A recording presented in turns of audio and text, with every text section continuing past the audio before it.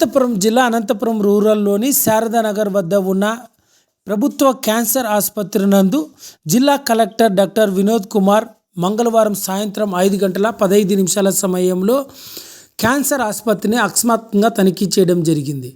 Cancer ఆసుపత్రిలో రోగులకు అందిస్తున్న వైద్య సేవల గురించి అక్కడున్న రోగులను అడిగి తెలుసుకోవడం జరిగింది.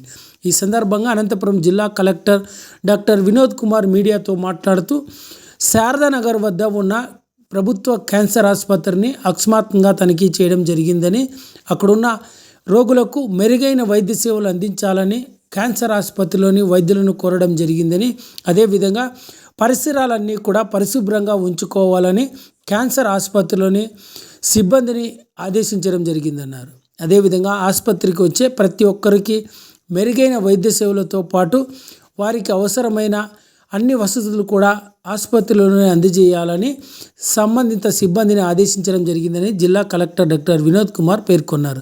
ఈ కార్యక్రమంలో క్యాన్సర్ ఆసుపత్రికి సంబంధించిన వైద్యులంతా కూడా పాల్గొన్నారు.